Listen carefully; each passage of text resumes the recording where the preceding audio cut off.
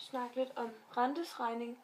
Og her der vil jeg komme ind på først og fremmest et bevis for rentefoden.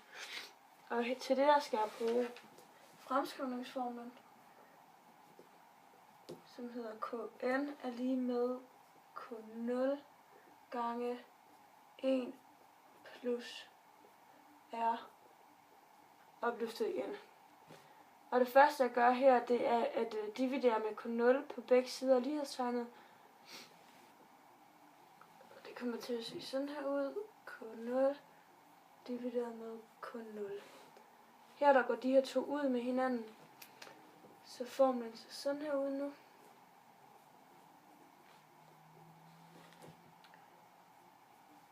En plus R opløftet igen.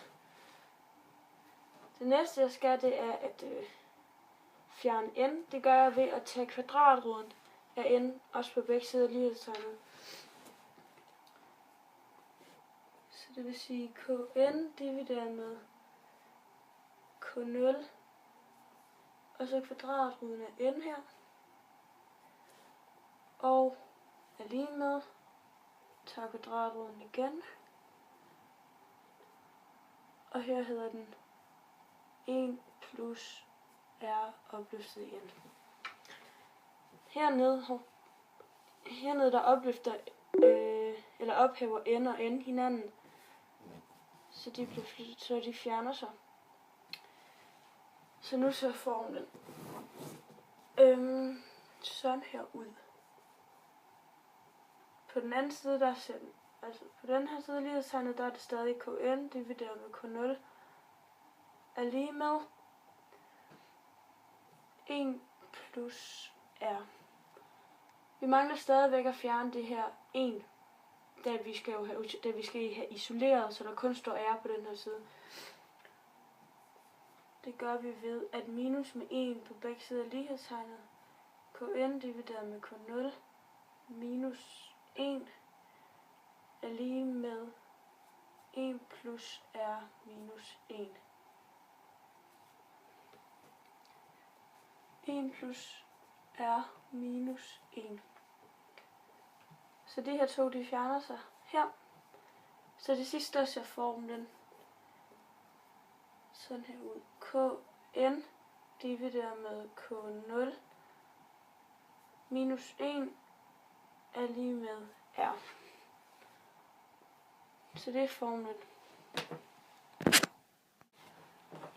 Ja, men jeg vil starte med at skrive fremskrivningsformlen op igen, som hedder Kn er lige med K0 gange 1 plus R opløftet igen. Og den her gang, der vil jeg gerne bevise n, som er terminsantallet i den her formel. Så det første jeg gør her, det er også, at jeg dividerer med K0 på begge sider af lighedstegnet. Kn divideret med K0 er lige med K0 gange 1 plus R opløftet n, og dividerer med K0 her. Det gør jeg jo, fordi at jeg skal have den modsatte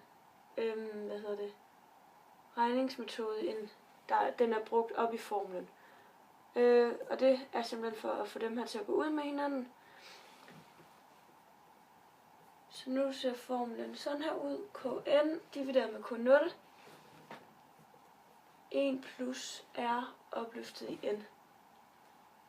Og det næste jeg skal gøre, det er, ved rentefoden, der skulle jeg jo have fjernet n, men her hvor det er n, jeg skal isolere, så kan jeg ikke bruge den. Derfor skal jeg bruge logaritmeregnereglen, som jeg har skrevet heroppe.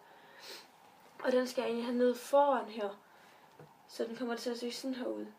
Ln af Kn divideret med K0, parentes slut, lidt voldsom parentes. Sådan der. Det er svært, når jeg venstre den der. Sådan der. Og så trækker vi det her med ned også, så det bliver n gange ln 1 plus r. Yes. Det næste jeg skal gøre, ligesom for at isolere n, det er jo så at dividere med ln. Altså med det her. Så det dividerer jeg med hernede.